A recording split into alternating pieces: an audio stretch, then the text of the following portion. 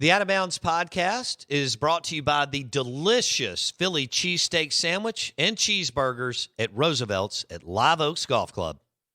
DeWitt DeWeese, owner of the dock on the Modelo guest line. Give me your top five. Give me your top five in your top five as far as men or women that you met, musicians that went through the dock. Your top five of all time.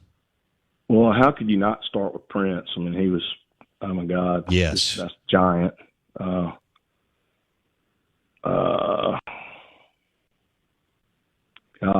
Eddie Money, super guy. Nice. All the guys in Kansas,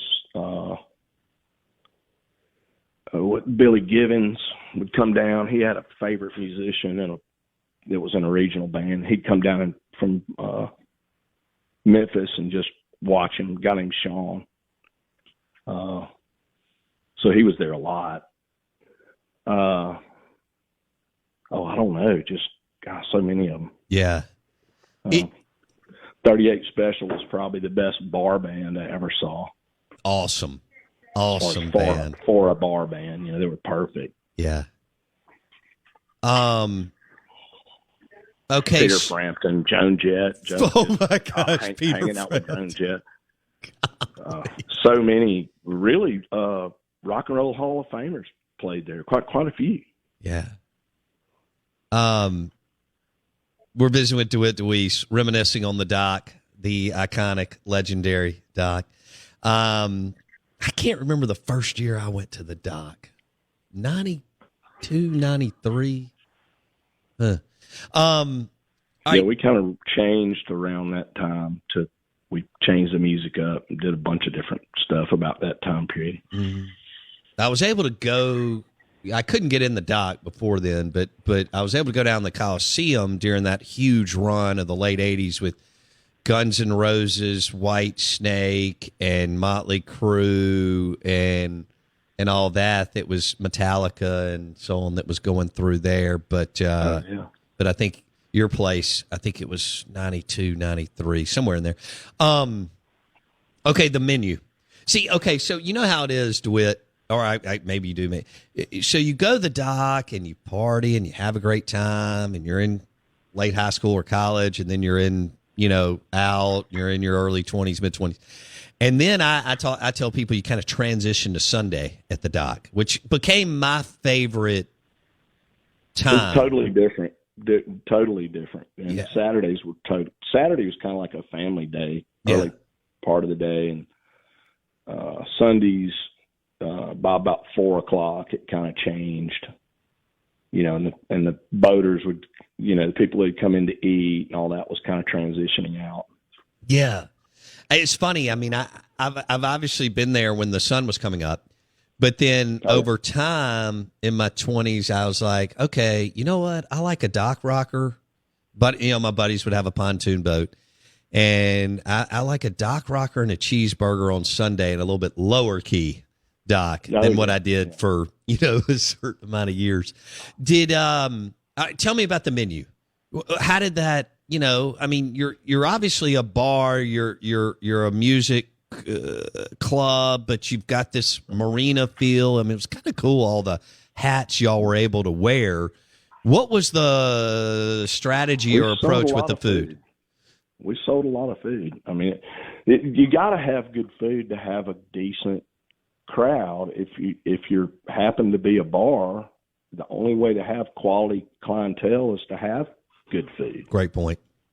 So we did a big lunch and sold oh my God, a ton of hamburgers. And it originally was barbecue and bull shrimp and po' boys.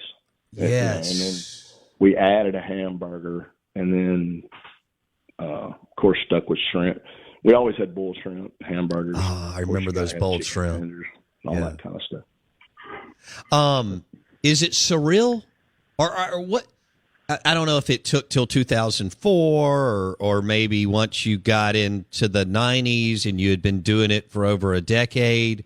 Was it surreal to own and see something like that grow up and mature, DeWitt? Oh yeah, and, of course, I didn't really know till years later.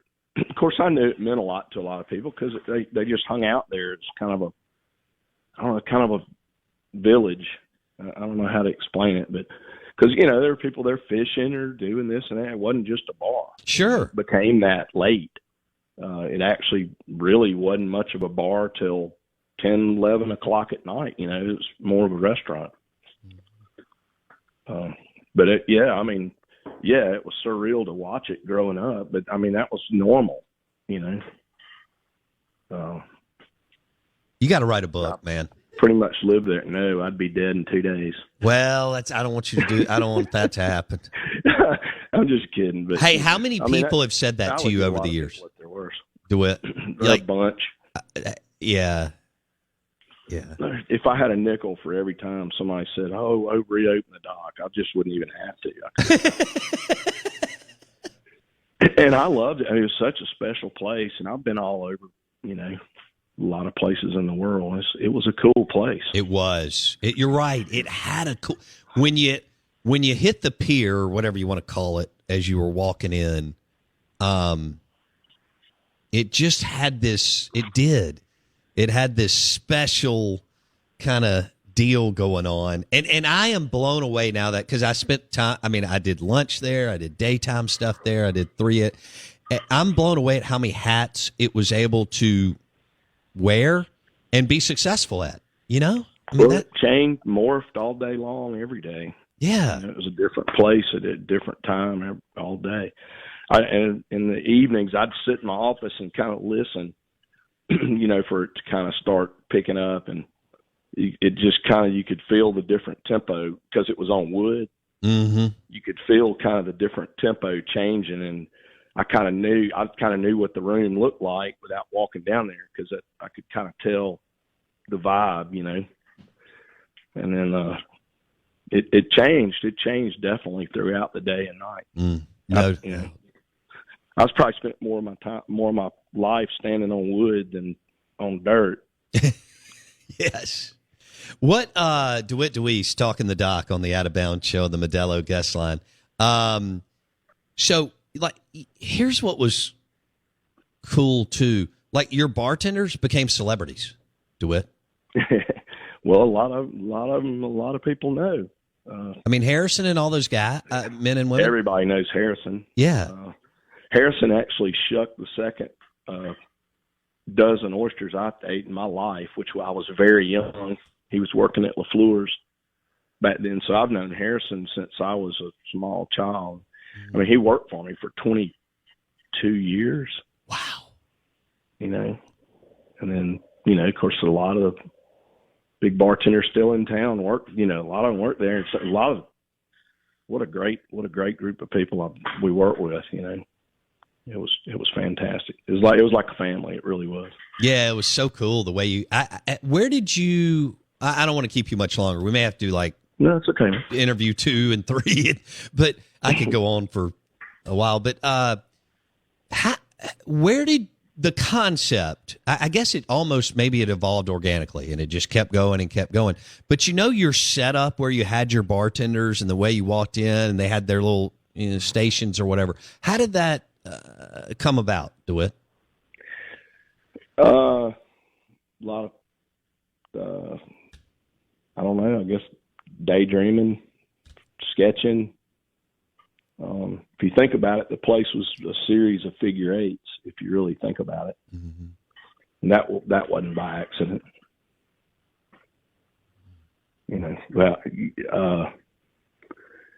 It changed a lot. I mean, we rebuilt it every winter pretty much when we were closed. We'd do all kind of changing. That's cool. Pretty much had to walk in the center of that main bar, and that's kind of what started that part of it. Yeah, the layout was so awesome. it just had a great feel. You could move around. You could get to the bar. You could get out to the outdoor place, I guess, that y'all eventually built. Run away from an ex-girlfriend pretty easy. Yeah, you had these little spots. That's right. It was almost like different zip codes, depending on what you wanted to to do and what you were feeling that night or whatever. And you kind of knew where people were going to be because they kind of hung out in the same spot. True. People kind of had their table or their spot they stood. Or The Out of Bounds Show podcast is brought to you by Kessler Prime. For the best steaks in Mississippi, visit Kessler Prime in the Renaissance. Press the button, my friend. The Out of Bounds Show is live from the Whiskey 61 Lounge in the Bank Plus studio. Check it out.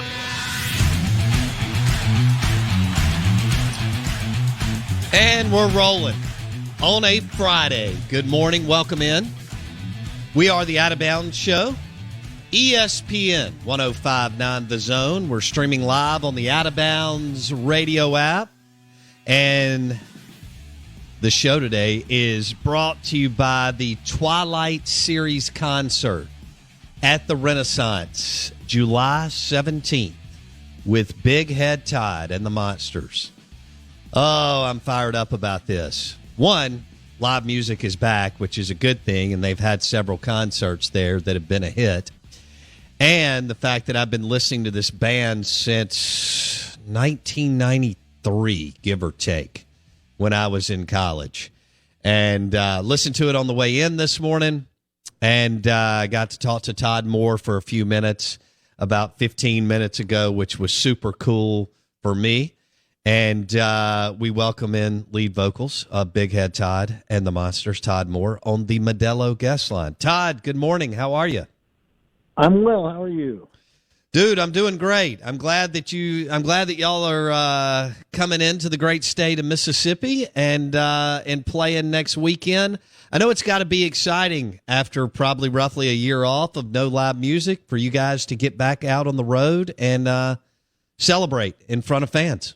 We're looking forward to it. It's been since March of last year, and we've had a couple gigs. You know, things started to open up again, but we're really looking forward to playing a festival and being in Mississippi with you all on the 17th. Big Head Todd and the Monsters, Saturday, July 17th, Twilight Concert Series. You can go to ardenland.net. It will sell out, so you can go to ardenland.net to go ahead and jump in and get your tickets. We're visiting with Todd Moore, Big Head Todd and the Monsters, and Todd joins us on the Modelo guest line and the Out of Bounds Show. So, all right, y'all are from Colorado, and so I've been listening to your music since the early to mid 90s, but had never really, read up on y'all, so to speak, until we were told we were going to do this interview. What was it like? I know you started at Colorado State, but you eventually joined some of your band members at University of Colorado Boulder. What was it like to be at to go to school in Boulder and at Colorado at that time? They were sleepy, wild days, and it was a marvelous time to be in Boulder when we were starting. There weren't hardly any original groups in all of Colorado. There might have been 2 or 3. So the music scene at the time was mostly kind of metal covers and pop cover bands. And so we just had the good fortune of not having a lot of competition and having something fresh and fun to do, and a love of music that has gotten us to where we are today. We're still working today. Doing the same thing we were doing back then. Now, tell me about this. Y'all built a following throughout Colorado. By the early 90s, you were all over because we were listening to y'all in the what I call the Sun Belt, the SEC, Southeastern Conference campuses. But tell me about the tour in the van that y'all dubbed the Colonel, which was driven over 400,000 miles while y'all were touring.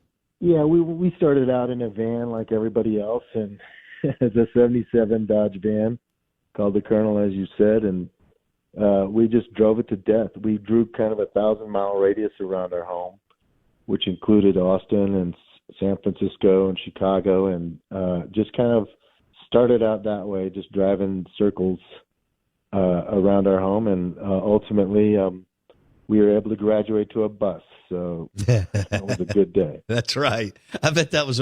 I'm sure you love the van, but when you graduated to the bus, I feel confident that was a celebration. We're visiting with Todd Moore with Big Head Todd and the Monsters. They'll be here July 17th in Jackson, Mississippi. Twilight Concert Series at the Renaissance. It will sell out. And so you want to go to ardenland.net. That's ardenland.net. You can also go to Ticketmaster, but ardenland.net to grab your tickets. Super cool green space. Richard and the team with that crew have done a great job with the concerts that they have held and hosted there. So it's going to be a lot of fun July 17th. All right. So when did y'all realize, okay, this thing's going to work? We have found the tipping point or turned the corner. When did that happen, Todd? The tipping point for me was when I didn't have to work my day job. That was the tipping point, because you just figure, you're only going to be able to do it for so long. And ultimately, we just had a nice following and we're making good money. And about a year or so after we started to roll pretty good, a manager got interested in us, and several months after that, he had us signed to a label, and that was that. Nice. Okay, so tell me about the 93 album, Sister Sweetly, when y'all worked with David Z, who produced that album, who had ties with Prince. What was that like for y'all, Todd? Well, it was the first time that we'd been in the studio working with a producer and with a major label. We'd been an independent act up until then, and it was quite difficult, honestly, the whole situation for us, because we were kind of more of a rootsy blues, I guess, type band, and David Z was a Prince producer, so it was kind of a big jump for us to go into pop world that way, but the results were great. We had a really successful album, and we're still thankful for that. And then a few years later, what was it like to work with John Lee Hooker, legendary? Well, for me, it was pretty mind-boggling, because come from a blues background. I love blues music even as a young person, and so he was probably my all-time hero at the time. He was about 85 at the time, and our producer had heard us do a cover of Boom Boom and insisted that we do it, and we refused until he brought John into the studio, and that kind of twisted our arms enough to take on the song, and we're sure are glad we did. It still gets played on NCIS New Orleans every episode, so we're happy about that. Yeah, that is cool. Yeah, I bet walking in, I think I'd have been intimidated walking in and seeing John. I mean, I'd have been like, somebody get me a beer or something, because John Lee Hooker's in here. It was 9 a.m, and he comes out pulls up into the studio in a black caddy. A waft of pot smoke comes out the window. There's 3 biker chicks that come out with him, and he walks into the studio and he says, "Where's the Miller Lite? Where's the keg? Where's the pot?" He's 85 years old. He'd been partying all night. Oh, man. That's incredible. That is, yeah. Now that's a cool. That had to be an unbelievable experience. All right. So speaking of the blues, we're about 20 miles where you start getting into the Mississippi Delta. We're visiting with Todd Moore, by the way. Lead vocals, guitars, Big Head Todd and the Monsters. They'll be here July 17th at the Renaissance for the Twilight Concert Series. You can go to ardenland.net, ardenland.net to get tickets, or ticketmaster.com. And so we've obviously all of us have been going to the Delta our whole life. That's where the, birthplace of America's music started, right? I mean, Muddy Waters and Hubert Sumlin and Robert Johnson and B.B. King and so on. So I think it's cool that Todd, y'all have such a blues influence from your start in 86 or whenever to today, because this is where, the blues started and the birthplace of America's music. It's pretty cool. It's amazing, and I'm jealous of your heritage. I have to say, I wish I had grown up in Mississippi. I have dear friends and musician friends from Mississippi that have taught me so much. You can order award-winning Jonesy Q rubs and sauces at jonesyq.com. Use promo code OOBShow if you order $20 or more and receive free shipping. That's jonesyq.com. Promo code OOBShow. Is this thing working? Give me some sound over here. Yeah. The Out of Bounds Show is powered by the award-winning golf courses at Dancing Rabbit Golf Club in Philadelphia, Mississippi.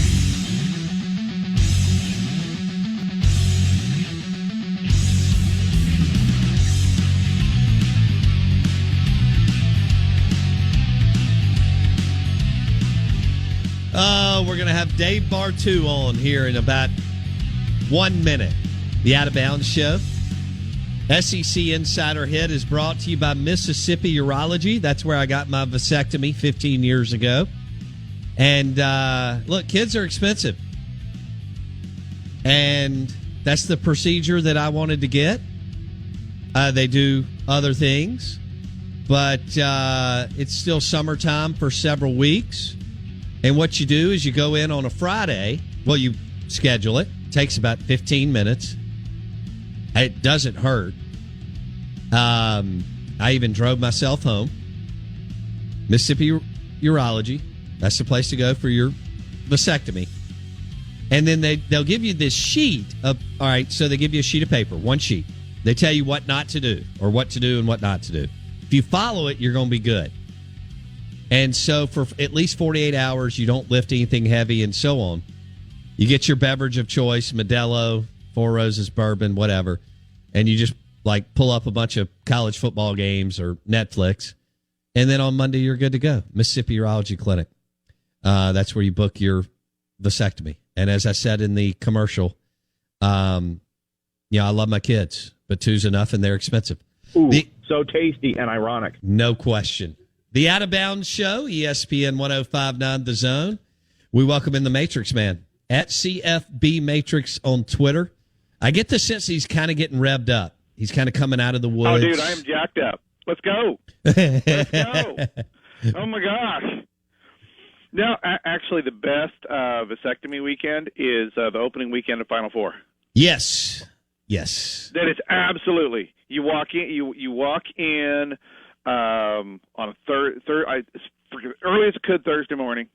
You walk in and you just sit on your butt until Monday. No pain. Boom. Done. Piece of cake. Easiest thing. I had a buddy. So I followed the checklist, Bartu, that the nurse gave me, right? I mean, I didn't want to be in pain. And right. I had a friend who got a vasectomy at Mississippi Urology, and of course they did a great job. Well, the next day he gets up and he's feeling great. So he gets on a riding lawnmower. Well, guess what? About 10 hours later, he didn't feel so great. Don't do it anymore. I mean, it's not hard to figure out, right, Bartu? Dude, you can't teach stupid sometimes. I'm telling you. It was. Do we have time to tell my doctor vasectomy story while I was in the chair? Yeah. Dude. So I'm in the chair, right? And this is, I can't even remember his name. He's a referral and real good friend of one of my other doctors. And he's just casually going about his business. Everything's numb. And he starts talking now. If anything ever happens, he goes, I got to tell you a story to tell everybody the same story. If anything happens and your wife gets pregnant, I want you to keep this in mind. He goes, I've been doing this for 21 years. And then I feel this snip, and he holds up this section of tube. He goes, I'm taking that out and I'm burning both ends. you know, and he goes, I've been doing this 21 years. He goes, the first person that came in yelling at me about how I'm a terrible doctor, his wife's pregnant, blah, blah, blah.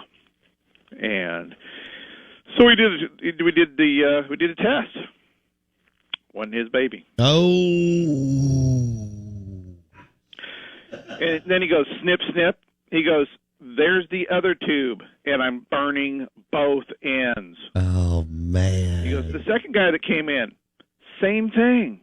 Wasn't his baby. Oh. He goes, third guy came in. I told him the story I'm telling you now. He didn't opt for the test. Wow. He's like, I am telling you right now, if your wife has a baby, it ain't because of here. Man, what a way to find out that your wife's having an affair. Wow. Yeah. He's like, so if she does get pregnant, just understand, the odds are not in your favor. Incredible. Dave Bartu on the Out of Bounds Show, storytelling time. You're listening to ESPN 105.9 The Zone. All right, let's switch gears if we can from vasectomy to college football. Yesterday, what's that guy's name, Blake? The Bear? Yeah. Chris Felica tweeted out, and you responded to him. He said, if you couldn't bet on Bama, Ohio State, Clemson, Georgia, or Oklahoma as your national champion and you're at a sports book or something, what team would you pick? And you immediately replied, Texas. Tell us why.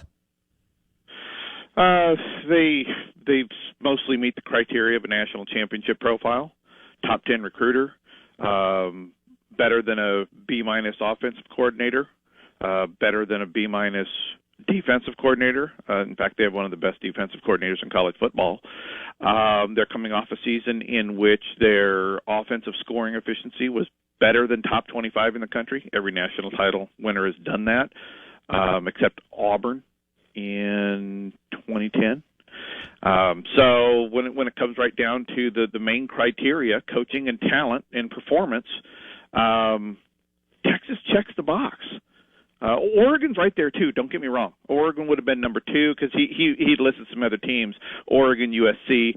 I would have put them 1A, 1B behind Texas.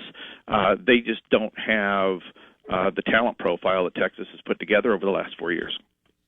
Yeah, I don't think Sark's walking into a rebuild by any stretch. Herman may not have won enough games, but I think the table is almost set. Obviously, they have to upgrade in some areas. I haven't picked apart their roster.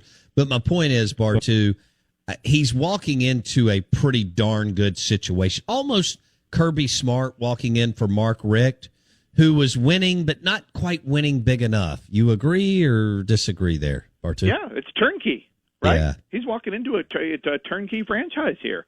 Texas was number 14 in total scoring efficiency last year. They were this close to being Texas A&M. Texas A&M was, what were they, 5th last year? I mean, they lost one football game, but dude, they beat Vanderbilt by 5. They had a lot of close games.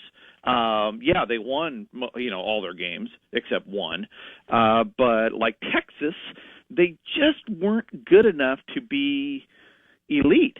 But they were that close to being elite. So, to me, Texas and Texas A&M weren't that far apart. And with Steve walking into Texas right now, I think it's about as turnkey as it gets. This was a really good team last year. It has recruited really well. They haven't lost a lot in the transfer portal. And I think Pete Kwiatkowski is going to be a massive surprise to the Big 12 this season. For our listeners, he was the freak defensive coordinator for the Washington Huskies for a while. And Bartu knows all about him. I am glad he's out of the Pac-12. Yeah. He's going to be awesome. He is. In fact, I think this is going to be like the year of the DC, in terms of the impact that they have. So the Big 12, you got Pete Kwiatkowski. I think in the Pac-12, you have DeRuyter to Oregon. I think that's going to be immediate impact. Bet the under in the Ohio State Duck game in the opener. You have Don Brown at Arizona, who went from Michigan to Arizona. Everybody I talked to that I work for in the Big Ten, their number one thing that they're happy with in the offseason is Don Brown's the hell out of Michigan, because that guy's psycho. Okay, but specifically in your backyard, I think the biggest guy I got circled for a possible impact, and his career grade as a DC is phenomenal, but we just don't know how it's going to come together. But it's going to be Derek Mason at Auburn. I think Auburn is being underappreciated. I think they can be an absolute season wrecker because people are going to look past them with the new coaching staff. Yeah, Auburn could be this big pain in the side type team, I think, is where Bartoo's going. They're not going to win the West, but, man, they could mess you up or somebody in the East along the way, because Mason, according to Bartoo, is a freak. I mean, he was fantastic at Stanford, and considering who Vanderbilt was on the defensive side of the football, they were still really good many of Saturdays. It would make it difficult for you to move the ball or score once you got in the red zone. Hey, I want to go to Don Brown real quick, because Harbaugh's always a big name, even though it's not SEC. And he hasn't been able to do what they want him to do. But as you pointed out, he's won a ton of games.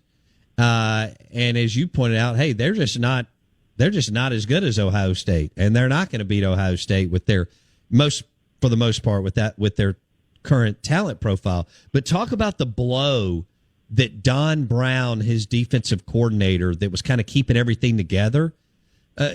Discuss what kind of blow that could be for a Michigan Wolverine program that's trying to overcome the obstacles in the Big Ten, and they're not doing it. Yeah, well, I mean, I think the first problem with Michigan is not Jim Harbaugh. It is not the recruiting. It is the level of expectations. This has never been an elite program. I mean, it's funny, people rag on Mac Brown for, like, winning one title in 20 years. Dude, Bo Schembechler didn't win anything. Nothing.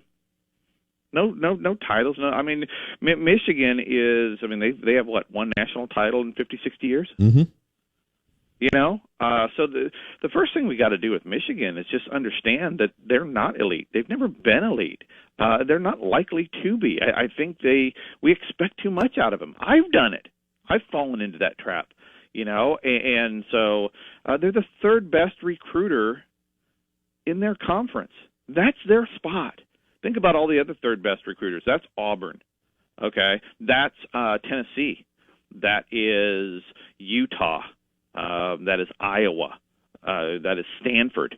You know, other than Auburn making one really good run, Tennessee the year after Manning, there's really been nothing there. So I think you got to temper your expectations. With Michigan, I think Harbaugh's done a very good job there. Don Brown, the impact of it, you know, top 5 defensive coordinator in college football, but talking to a lot of guys, the difficulty in working with Don Brown is he plays tackle football 24/7. And what I mean by that is he doesn't care what the offense is doing. He doesn't care if it's supposed to be. There's no down days. Oh, quarterback practice, kill that guy. I mean, it is go, go, go, go, go. And my understanding is, working with him at times, the motor is so constant for defense, and that's his focus. He doesn't care about nothing else. It is taxing. It wears on you. It's mentally tough. So I'm Isn't that excited a good thing? for Arizona. Yeah, I think it's a good thing early on, but you know, at some point, I think it just wears guys down. I think a lot of it is the concern that, well, the concern. I've never talked to Michigan people about it, okay, but the concern I got from other teams that when they were playing Michigan is.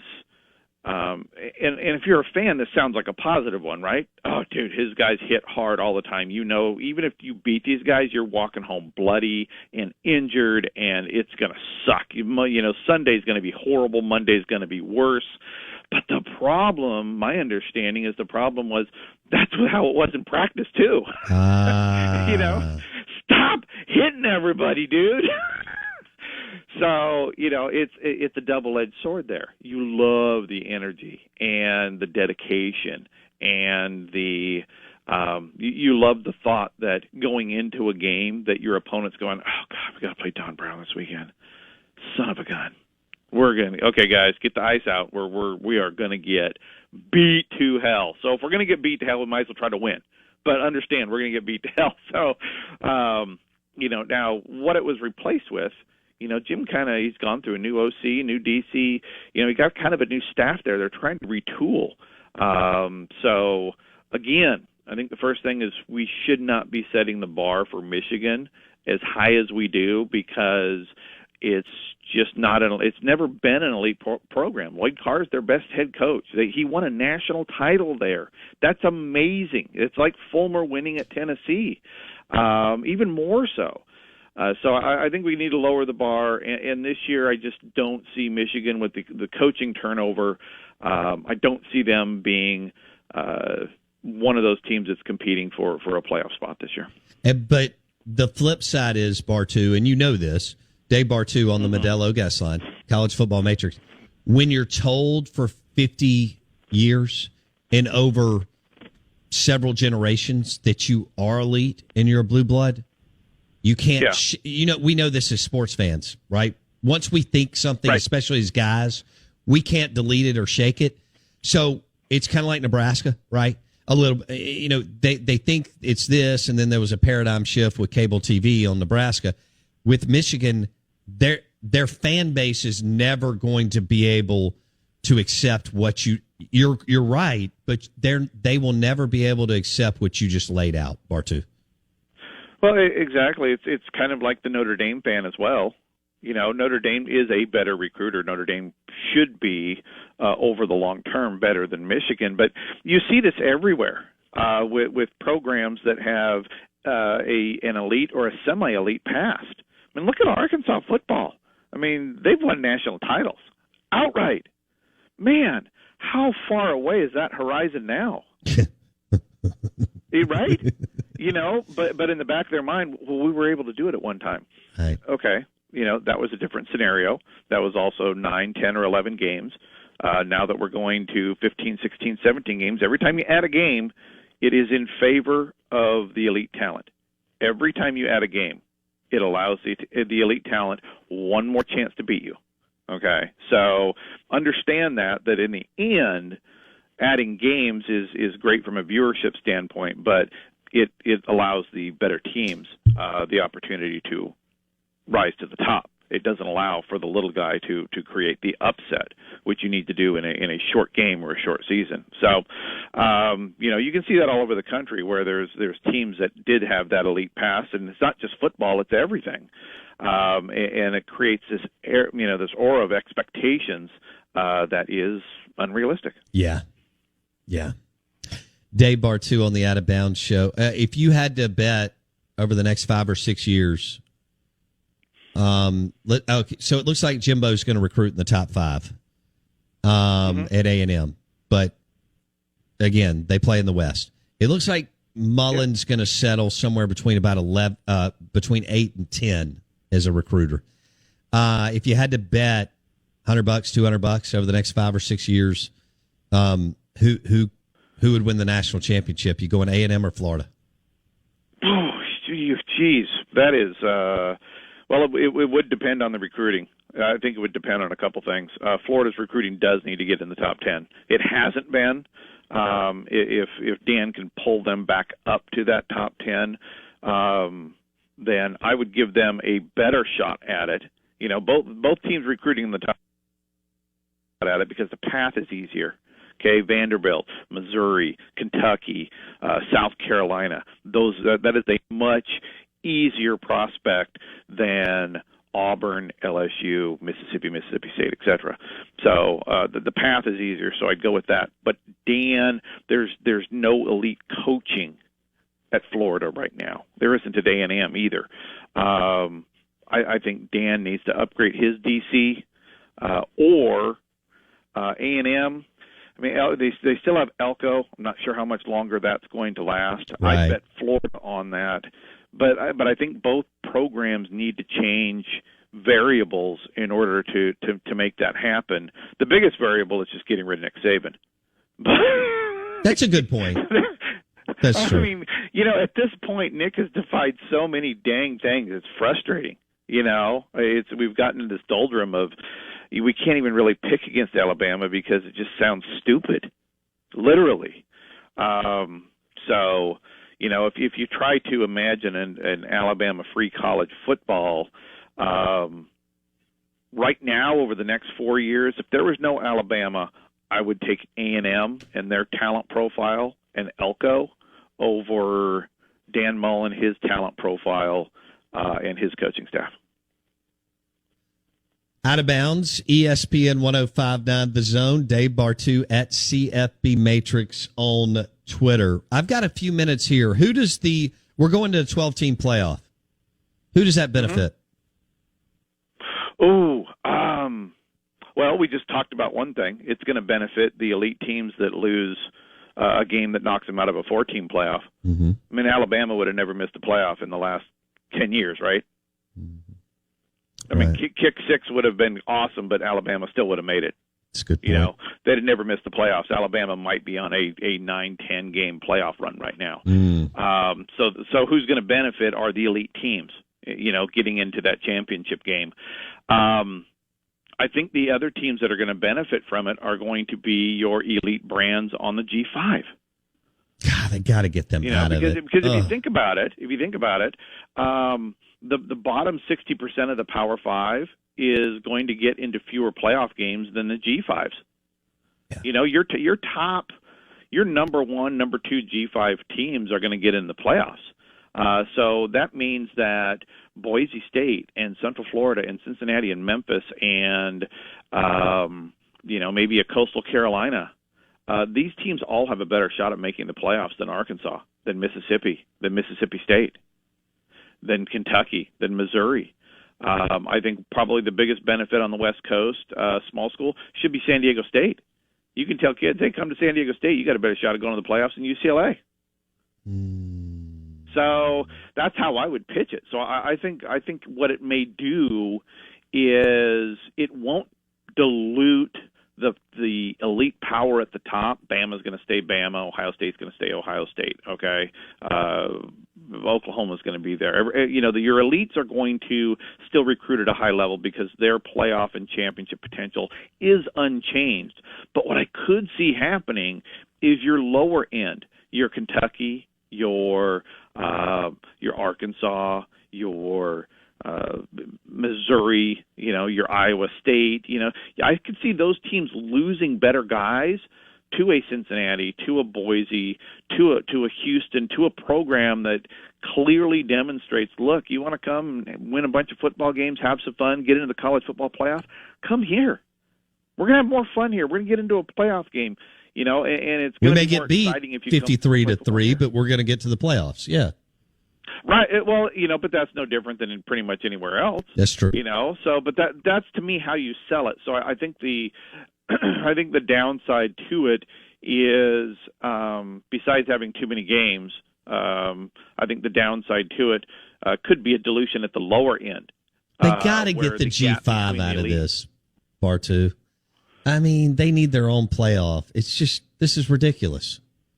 I mean, Central Florida, Cincinnati, Memphis, Houston getting in this thing, not playing anybody. Right. I mean, not playing near the schedule of a 9-3 SEC team that, is good and may figure it out down the stretch the last few weeks, but you can tell is one of the best teams in the country. But like you said, the Natty's sitting there at 12-0 or 11-1. Exactly. I mean, there's probably most of your 7-5, 8-4, even your 6-6 SEC teams are going to beat that top 2-3 G5. Yeah, every single time. Yeah, I'm not arguing that part of it there. I'm just saying that the talent may get diluted at the bottom, and the gap grow between the elites and everybody else even more. Fix you a Bloody Mary, wild man. We appreciate it. We'll talk soon. Later, bro. Thanks for having me on. See you, buddy. Dave Bartu on the Modelo guest line. If you missed any of the show, including 20 minutes on the iconic dock, bar, nightclub, whatever you want to call it, which was incredible earlier in the show, please hit Apple Podcast and search The Out of Bounds Show. The Out of Bounds Show is brought to you by Edwin Watts Golf Shop on County Line Road. That's where you go before you hit Live Oaks Golf Club. Edwin Watts Golf Shop on County Line Road. See you tomorrow.